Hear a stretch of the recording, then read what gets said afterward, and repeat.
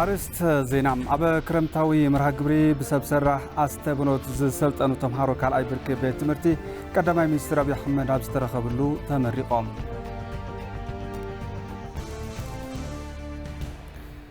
ስዑድ ዓረብ ምስ አፍሪካ ዘለዋ ጥንኩር ርክብ ክቕፅል ከም ዝግባእ ቀዳማይ ሚኒስትር አብይ አሕመድ ኣመልኪቶም።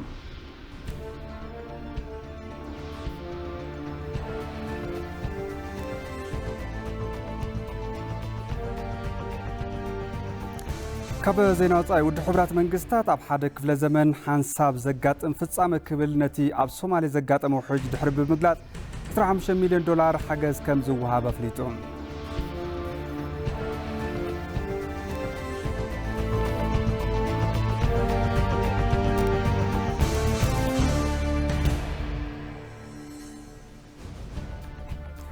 سلام طعنا بالله كبرات تملكتنا نسعة زيناتات حزنا متنا لنا من زيناتات عن إبراهيم فساية سنة مكتتال أبا كرمتاوي مرحا قبري بسبب سراح أستبلوت ويكعا artificial intelligence زي سلطانو تمحارو كالاي بركبيت تمرتيك قدامي منستر أبي أحمد أبا استرخبلو تمرقوم طبعا قدامي منستر أبتيوان أبا زقبرو ومدره قصالتي تصفاتات إثيوبيا كما خاتكم زبالو نفعات تمحارو يوميلوم artificial intelligence ኣብ ቀጻሊ ንዓለም ኢሉ እውን ሃገር ኣድላይ ቴክኖሎጂ ከም ዝኾነ እውን ኣገንዚቦም ኣብ ኢትዮጵያ ሕርሻን ካልኦት ዓውርታትን ኣብ ምምሕያሽ artificial intelligence ኣድላይ ምዃኑ ገሊጾም ብእወንታ ንሰባት ክጠቅም ብዝኽእል ኣገባብ ዓሊምካ ክስራሕ ከም ዝግባእ ድማ ኣብ መልእኽቶም ኣመሓላሊፎም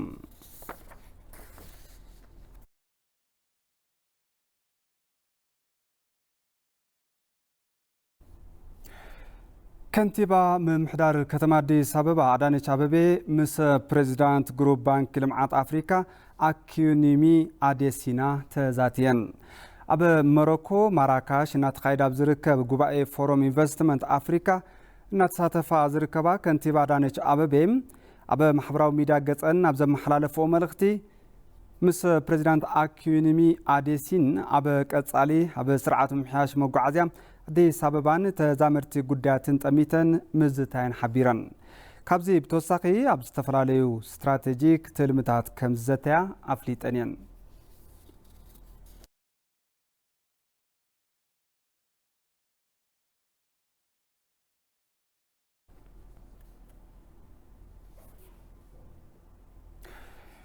دحري سممع سلام بريتوريا بحجز منقستي فيدرال أب كلل تقراي زركو تكالات عنا قلقالوت ناي ممحاش سراح ناتسالت مخانو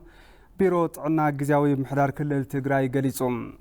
حلافي بيروت عنا قزاوي ممحدار كلل تقراي آيت أمانيال حيلم مس قلقالو زينا إثيوبيا أب زقبر ووز عنحيت أبتي كلل بمخنيات تكوينات بركز زبالات تكالات عنا قلقالوت أب زقوارت على الأوان بفلاي دمام عدتاتن حساناتن نزخفت أقام تقالعهم مصنحهم أزخاخيرهم توم تكالات عنا سرع قلقالوتهم توقاريس وزنورن تخون دحري سمع سلام بريتوريا بحجز منقست فيدرالن قزاوي ممحدارن داق ما يسراح كجمرو كم زخالو حبيرهم سلازخونون مثل علو تمرارحا منستر عنا بمزتاي قلقالوتات عنا بزحشة بركي كبو كم استقبرا مقلاتهم قلقالو زينا إثيوبيا تبصيبوهم عبز حدش بجت عمت ون مس منستر عنا بمتحبار 79 انتقالات عنا تكلل داقماي نمتياش الناس سرحة كم زخونا بريهم عبتي داقماي هنتات كاب منقستي بتوساقي تساتفو مدارك تاكالات مهلاو بمحبار عبا قصالو ون داقفو متناخيروم نقصلو صاوعيت اقريبوم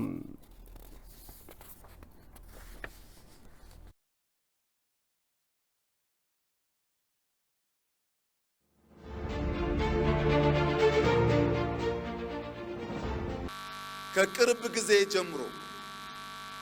ኢትዮጵያ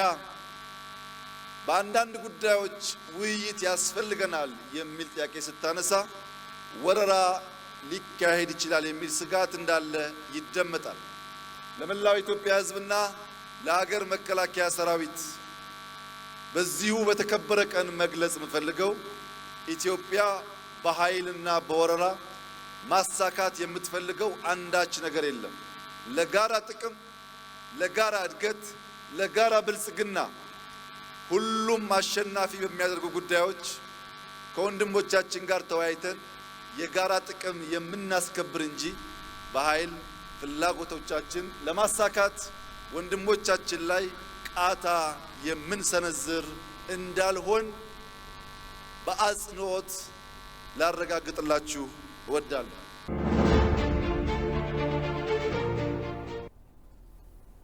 ሕዚ ድማ ብዝርዝር ናብ ዝሓዝናዮም ዜናታት ክሓልፍ ኢትዮጵያ ብብርኪ ዓለም ለኸ ጽዕንቶ ዝፈጥር ዘሎ ለውጢ ኣየር ንምጽዋር ኣብ ዝሓለፉ ዓመታት 32.5 ቢልዮን ፈልሲ ከም ዝተኸለት ቀዳማይ ሚኒስትር ኣብይ ኣሕመድ ገሊጾም። እቶም ቀዳማይ ሚኒስትር ነዚ ዝገለጹ ኣብ ፈላማይ ጉባኤ ስዑድ ዓረብ ኣፍሪካ እዩ። ስዑድ ዓረብ ምስ ኣፍሪካ ዘለዋ ጥንኩር ርክብ ክቕጽል ከም ዝግባእ ድማ ቀዳማይ ሚኒስትር ኣብይ ኣሕመድ ኣመላኺቶም። ንጸብጻብ ዮሃንስ ፍስሓ ኣባዲ ደመቀ ቀዳማይ ሚኒስትር ኣብይ ኣሕመድን ልኡኽ ጉጅሎምን ኣብ ፈላማይ ጉባኤ ስዑዲ ኣፍሪካ እናተሳተፉ ይርከቡ። እቶም ቀዳማይ ሚኒስትር ኣብቲ ጉባኤ መደረ ዘስምዑ እንትኾኑ ስዑዲ ምስ ኣፍሪካ ኢሉ እውን ምስ ኢትዮጵያ ዘለዋ ኩለንተናውን ታሪኻውን ምሕዝነት ዝገለጹ እንትኾኑ ኢትዮጵያ ምስ ስዑዲ ዘለዋ መንፈሳዊ ዝምድና ኣብሪሆም። This summit is a unique moment in the history of Saudi Africa relations. እዚ ጉባኤ ኣብ ርክብ ኣፍሪካን ስዑዲን ፍሉይ ታሪክ ዘለዎ እዩ። ብፍላይ ኣጀንዳ 2063 ኣፍሪካ ምስ ኣጀንዳ 2030 ስዑዲ ብሓባር ኣተኣሳሲርካ ንምስራሕ ዝረብሕ እዩ። ርክብ ስዑድን ኣፍሪካን ደሚቑ ዝተጻሓፈን ኣፍሪካ ንሰዓብቲ ነቢዩ መሓመድ ዝተቐበለትን ክሕብር ይደሊ። ነዞም ልኡኻት ነቢዩ መሓመድ ኢትዮጵያ ተቐቢላ ኣጽሊላቶም እያ። ብጂኦግራፊ ኣቀማምጣ ስዑድን ኣፍሪካን ዝቀራረብ ስለ ዝኾነ ብሃይማኖትን ካልኦትን ርክባት ከም ዝተዛመዱ መጽናዕትታት የረጋግጹ እዮም። ኣብ ዝሓለፉ ዓመታት ስዑዲ ንልምዓት ኣፍሪካ ብዙሕ ሓገዝ ጌራ እያ። ኢትዮጵያ ጽዕንቶ ለውጢ ኣየር ንምጽዋር ቅድሚ 5 ዓመት ብዝጀመረቶ ሓምለዋይ 32.5 ቢልዮን ፈልሲ ከም ዝተኸለት ቀዳማይ ሚኒስትር ኣብይ ኣሕመድ ኣብቲ ጉባኤ ገሊጾም። Another area of commonality on which to build upon it in the Middle East Green Initiative ኢትዮጵያ ጽዕንቶ ለውጢ ኣየር ንምጽዋር ልዕሊ 25 ሚልዮን ዜጋታት ብምትሕባር 32.5 ቢልዮን ፈልስታት ተኺላ እያ። ኣብ መወዳእታ 2026 ድማ 50 ቢልዮን ፈልሲ ንምትካል ብትልምና ሰርሐት ትርከብ። እዚ ስራሕ ካብ ዝጅመረት ሒዙ ብዝተፈጸሙ ተግባራት በብዓመቱ 64 ሚልዮን ነዳዲ ተጠቀምቲ ተሽከርከርቲ ዝፍንውዎ በካሊ ጋዝ ይስሕብ ማለት እዩ። እዚ መርሃ ግብሪ ምስ መርሃ ግብሪ ስዑዲ ዓረብያ ብምውዳድ እንተሰሪሕና ብዙሓት ተረባሕቲ ዝገብር እዩ። ኣብ ካልኦት ዘፈራት ዕቤት እውን ክንሰርሕ ይግባእ። ኢትዮጵያ ርክብ ስዑዲን ኣፍሪካን ንምጥንኻር ትሰርሕ እያ። ኣፍሪካ ኣጀንዳ 2063 ንምዕዋት ኣፍቲ መዲባ ኣብ ምስራሕ ከም እትርከብ ዝሓበሩ እቶም ቀዳማይ ሚኒስትር እዚ ትልሚ ምስ ስዑዲ ብምጥዕዓም ኣብ ኢንቨስትመንትን ቁጠባዊ ልምዓትን ንምትሕብባር ዓብዪ ዓቕሚ ከም ዘሎ ሓቢሮም። Africa is now laying the foundation for continental integration. ኣፍሪካ ምስ ካልኦት ኣህጉራት ንምቅራብ እናሰርሐት ትርከብ። ንዕቤትን ልምዓትን ዘለዋ ሃብቲ ብምምዳብ ኣጀንዳ 2063 ዕዉት ንምግባር ብጽሒታ ምፍጻም ትርከብ። ሽቶ ስዑዲ 2030 ኣብ ምትሕብባር ስዑዲ ኣፍሪካ ኢንቨስትመንት ንግድን ዕቤትን ዝህልዎ ረብሓ ዓብዪ እዩ። ኣህጉራዊ ውሕስና ምግቢ ምርግጋጽ ልዕሊ ኩሉ ወሳኒ ኣጀንዳ ምዃኑ ዝሓበሩ ቀዳማይ ሚኒስትር ኣብይ ኣሕመድ ኢትዮጵያ ልዕሊ 6 ሚልዮን ሄክታር መሬት ብዓመት 2 ግዜ ብምልማዕ ፍርያት ምድንፋዕ ከም ዝኻለት ኣብ ጉባኤ ስዑዲ ኣፍሪካ ኣብሪሆም። ጊዜያዊ ምምሕዳር ከተማ ዓድዋ ኣብ በጀት ዓመት ኣብታ ከተማ ብልዕሊ 500 ሚልዮን ብር በጀት ፕሮጀክታት ልምዓት ከም ዝካየዱ ገሊጹ። ዝርግሐ መንገድን ፈጠራ ዕድል ስራሕን ድማ ቀዳምነት ዝወሃቡን ስራሕቲ ምዃኖም ምስ ኢቲቪ ጻንሒ ዝገበሩ ምክትል ከንቲባ እታ ከተማ ተዛሪቦም። በርዩ ብርሃነ ዝርዝር ኣለዎ። ድሕሪ ውዕሊ ሰላም ፕሪቶርያን ምምስራት ጊዜያዊ ምምሕዳር ክልል ትግራይን ኣብ ከተማታት እታ ክልል ፕሮጀክታት ልምዓት ንምክያድ ግልጋሎት መንግስቲ ንምሃብን ጸጥታን ድሕንነትን ንምርጋጽን ጻዕሪ እናተኻየደ ይርከብ። ኣብ ከተማ ዓድዋ ብዛዕባ ዝካየዱ ዘለዉ ስራሕቲ ልምዓት ኣድሂቦም ምስ ኢቲቪ ትግርኛ ጻኒሒት ዝገበሩ ሓላፊ ዘፈር ቁጠባን ምክትል ከንቲባን እታ ከተማ ሓዱሽ ሓድጉ ኣብዚ ተታሒዙ ዘሎ በጀት ዓመት ኣብ ዝርግሐ መሰረተ ልምዓትን ፈጠራ ዕድል ስራሕን ትኩረት ተዋሂቡ ከም ዝስራሕ ገሊጾም ኣለዉ። ሕዚ እዚ ከተማ እዚ ዳግም ምስ ምሕዋይ ትኩረት ዘድልዮ ከተማ ኢልካ ትወስድ። ስለዚ ንሕና ሕዚ ከም ከተማ ዝሓዝናዮም ዕማማት ብደንቢ እቲ ኢኮኖሚ ክነቃቃሕ ስለ ዘለዎ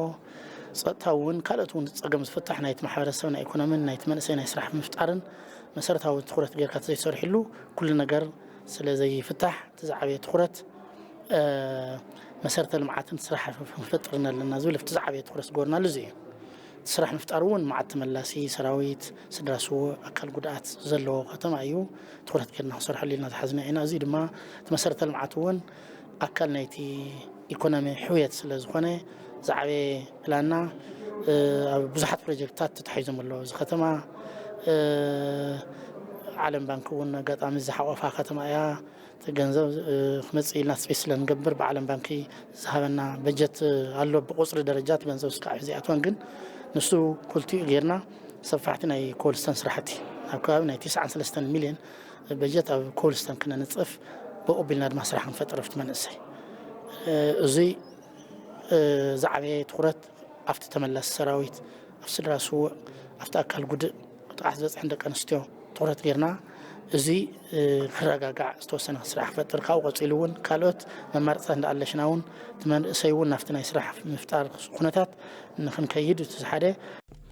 عب صباقه كتمان زرغح منجدن كتما عدوا ستحزو بروجكتات نمفصام ل 500 مليون بر بجت كم زتتحزون اتهم مكتل كنتيبا قليصوم يوم تختما منقصاص تهليو خالي سوون ببدرجه تتقام سلازخون تناي علم بانكون مسارة المعات ينبر من خالي سرح مفتار قلنا تزي كوينو بقتها بكالي كتوع لا تخلص لزي كونه ولا كوا قدمي ازو هون قدات هالو اسفلت زي كونه جن او اسفلت سرحتون تخرتينا من قدم مخفاتون بصفح حزنا يوم نايز عمتنا نايز ختمه لازم ختمه ينقاقح نفس رحياتو حويتون بصراحه بالكاخا حويت مر ردعتا يكون انت حبر السبز حجزو تزعبي وشطاوي تقورنا المعات انقصاصي مالتي لازم زي حزنا يوم بروجكتات اللي هو بدمر تي ناوشت اوت المناون زلنا صنقيقنا تفتوتت ناي منغستي تناي مزاجايت اوتت صنقينا خالف عدلاتون اندسرحنا لمعتنا توزبل صفيح بروجكتات يزنا لنا خبابي نايزي ختمه بجت بزح زوليت زحزنايو بوشت اوتاو ناي منغستي نبيت مزاجاجا خبابي 320 مليون زخون تلمحيزنا بناي منغستي خبابي 80 مليون قالتهم ناي علم بنك جنزب دميركا هكا 500 مليون تلمز حزه ختمه ايو اتقلال قريه خلها سلازي زيت سلام الحراق قصيلو بزح مسرح كم نخل تحبر السوون انقصاصنا صبو عدل كالنا نغداي حغازينا اذا ختمه قبل ما حغز الكايو منم ايماتن طرح بتغبر الانامبر حغستينا زول بزح دغاف سلازلنا نسو حيزنا تحبر السوون حيزنا بصريتن بتصادف حبر السبن مسرح نقول العدل كليو أبيات عيو اتا كتما منغستاوي اغلغلوت اب مهاب كم زركبا استزاربو اتوم مكتل كنتيبا تغلغلتي زعقبلو منغستاوي غلغالوت نمهاب كن زترف بزح اي غزا مهلاو العلوم يوم افت غلغالت خمس القات بري كله تخفت له اوفيسون بزلنا ومبر بزلنا طربيزا سو كغلغل تاشم تجمير له ግን እዚ ገና ዝዕግብዩ ዝበሃል ስለዚህ ኮነ በቀጻል ክንሰርሐሉ ዘለና ወራይ እዩ ኢለ ዝወስድ ግን ጀሚርና ኢና ንህዝብና ንምግልጋል ተናእሰተ መራርሓ ኮፊሉ ሕድሕድ ክኢላን ብኸይዲ ስራሕን በዓል ሞያን እቲ በብደረጁ ወኒን ወእቱ ለኳት ዘይኮነ ተመራርሓ ግን ተናእሰ ኣቢሩኡ ሓደ ኣኼባታት ክህሉ ይኽእል እዩ ኦፍ ኮርስ ገና ዕሪና ስለዚ የበልና ተናእሰ ግን ኮፊሉ ቢሮ ዘገልግል ኣመራርሓ ክህሉ ዘኽእል ግን ስራሕ ተሰሪሕ ኣሎ ከመይ የገልግል ሕድሕድ እንትምዘን እቲ ሕብረተሰብ እዩ ዝዕቁኖ ንሕና ይኮናን ግን حنا مرقس ግን ተናእሰ ህዝብና ክነንገላት ይብልናን ስድራስዋት ካብቃ ብለና ጀሚራ ማዓት ጉድ ህዝብ መጽ ተገልጋላይ ዝተለመደ ይኮነን ዝተፈላላይ ማሕበራውን ኢኮኖሚያዊ ጸገም ዘለዎ ከበኩና ዝተሐሰ እዩ ለዝንዑ ዝምጥን ተሓዛ ዲስፕሊን ስነ ምግባር ድልውነት ክልወና ከም ዘለዎ ግን بسلطنات يقرأ حد أبيات عيو ببخستاي توهي وإيه مالتي أو تخرج تكبر لذي افتفاضات ما جن بتزول كوها كل معارض يخون نفتشنا النار أنا تهزبنا زهنا ون ملسنا نبيت عند أوردنا تايل لو قلت لنا مسؤول قررنا تزي كنا بها أوفر نايز فتح أجمعون ويز سلزي كنا تزلوا شجرنا صفي سلزغنة بقد مثنا أنا ينخدي يو زي خبلك كذا مالتي عبي قدب داس إثيوبيا دليت وش تعدي بمملا نكالوت هاجرات أفريقيا عبا عبيد قطبة عبا محبراوي متأثر زلو جامز العالم خانو عبا كتما دي سابا منبري أمز قبرو وتعدراوي عطاشيتات تفلالي هاجرات قليسهم ወታደራዊ አታሼታት 47 ሃገራትን ተወከልቲ ዓለም ለኸ ትካላትን ኣብ ዓብይ ግድብ ህዳሴ ኢትዮጵያ ዑደት ኣሳሊጦም ንጸብጻብ ንብረት የተሆነ ሙሉ ብርሃን ግርማይ መቅመጢኦም ኣብ ከተማ አዲስ አበባ ዝገበሩ ናይ 47 ሃገራት ወታደራዊ አታሼን ተወከልቲ ትካል ዓለም ኣብ ግድብ ህዳሴ ኢትዮጵያ ዑደት ኣሳሊጦም እቶም ወታደራዊ አታሼ መፈልፈል ሓይሊ ኤሌክትሪክ አፍሪካ ብምርኣዮም ዝተሰምዖም ስምዒትን ረብሓቲ ግድብ ብዝምልከት ስምዒቶም ከም ዝስዕብ ይገልጽዎ very legendary ዝኹርዕ ፕሮጀክት እዩ ንኢትዮጵያ ጥራሕ ከይኮነስ ንጎረባብቲ ሃገራት እውን ዝተርፍ ግድብ እዩ ግድብ ህዳሴ ኢትዮጵያ ብኣካል ተረኺበ ብምርኣየይ ብጣዕሚ ሕጉስ እየ ንምብራቕ አፍሪካ ዝጠቅም ፕሮጀክት ምዃኑ ርአየ በዚ እውን ብጣዕሚ ሕጉስ እየ very huge ነዚ ዓብይ ፕሮጀክት ብምርኣየይ ብጣዕሚ ተሓጒሰ እዚ ግድብ ድሌት ሓይሊ ኢትዮጵያ ልዕሊ ምምላኡ ንጎረባብቲ ሃገራት እውን ዝተርፍ እዩ ግድብ ህዳሴ ኢትዮጵያ ንኩሎም አፍሪካውያን ብቁጠባ ዘተኣሳስሩ ዝበሉ እቶም ወታደራዊ አታሼ ካልኦት ሃገራት አፍሪካ እውን ሓለዋ ንኽገብሩሉ ኣተሓሳሲቦም according to the specialized to the engineer ካብ መግለጺ በዓል ሞያታት ከም ዝተረዳኽዎ እዚ ግድብ ኣብ ተፋሰስቲ ሃገራት ጉዳት የብጽሕን እዚ ማለት ንሱዳን ኣይጎደን ማለት እዩ ካብ ግድብ ህዳሴ ዝርከብ ሓይሊ ምጣነ ሃፍቲ ምብራቕ አፍሪካ ከዓቢ ልዕሊ ምግባሩ ካልኦት ፕሮጀክትታትን ክህነጹ ንምግባር ዕድል ዝፈጥር ምዃኑ እቶም ወታደራዊ አታሼ ይገልጹ say a tool a kind of tool to integrate to ንውሕዳት ሃገራት አፍሪካ ዝጠቅም ፕሮጀክት እዩ ንዜጋታት ተረብሕቲ ኢኮኖሚን ማሕበራዊ ምግባር ዝለዓለ እጃም ኣለዎ we know that this project is not only for Ethiopia but also እዚ ፕሮጀክት ናይ ኢትዮጵያ ጥራሕ ከም ዘይኮነ ንፈልጥ ኢና ንኻልኦት ሃገራት አፍሪካ እውን ግልጋሎት ዝህብ ፕሮጀክት እዩ ብፍላይ ንሱዳን ንጅቡቲ ንኬንያ ኣዝዩ ዝጠቅም ፕሮጀክት እዩ I think the dam itself when it will generate ካብዚ ግድብ ዝርከብ ሓይሊ ንሃገራት አፍሪካ ዓብይ ለውጢ የምጽእ እዩ ዝለዓለ ጽዕንቶ እውን ይህልዎ እዩ ካልኦት ሃገራት እውን ነዚ ግድብ ክድግፍዎ ይግባእ ናይ ዝተፈላለዩ ሃገራት ወታደራዊ አታሼን ተወከልቲ ትካል ዓለም ዝኾኑ ወገናት ኣብቲ ግድብ ዑደት ምስላጦም እቲ ግድብ ንኻልኦት ሃገራት ረብሓ እምበር ጉድኣት ዘብጽሕ ከም ዘይኾነ በኣካል ንኽረድኡ ዕድል ዝፈጥር ምዃኑ ሜጀር ጀነራል ተሾመ ገመቹ ይገልጹ ይሄ በተጨባጭ ምንም አይነት ጉዳት ከም ዘይብሉ ማይ ከም ዘይስኡኑን እቲ ግማይ ድማ ነቲ ተርባይን ወቂዑ ሓይልን ምፍልፋል ከም ዝኾነ በዓይኖም ሪኦም ንኽኣምኑ ንምግባር እዩ መብዛሕትኦም ተረድዮም ወዮም ተጸዋዕነቶም ንኤምባሲ ስለ ዝኾነ እዞም 47 ሃገራት ሪኦም ብምኻዶም ንዓና ዝለዓለ ረብሓ ኣለዎም ግድብ ህዳሴ ኢትዮጵያ ኣብ ዝሕዚ እዋን ስራሕቲ ሲቪል ብዝምልከት 98 ሚእታዊ ከም ዝተዛዘመ ተሓቢሩ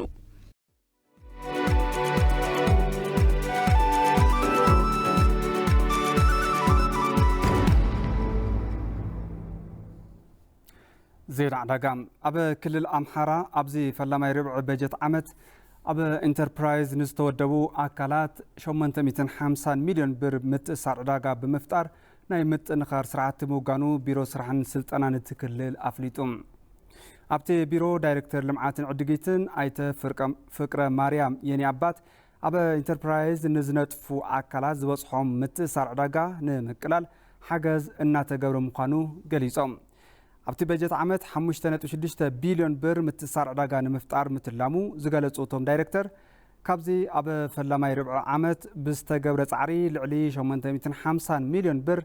ምትሳር ዕዳጋ ምፍጣር ናይ ምጥንኻር ስራሕቲ ምውጋንኦም ተዛሪቦም ዕዳጋ ዝተፈጠረሎም ኣብ ዝተፈላለዩ ኢንተርፕራይዛት ንዝተወደቡ 12600 ኣካላት ከም ዝኾነ ድማ ኣፍሊጦም እዮም ኣብ ክልል ኣምሓራ ኣብ 2015 በጀት ዓመት ን38,000 ኢንተርፕራይዛት ከባቢ 6 ቢልዮን ብር ምትሳር ዕዳጋ ምፍጣር ምኽኣሉ ግልጋሎት ዜና ኢትዮጵያ ጸብጺቡ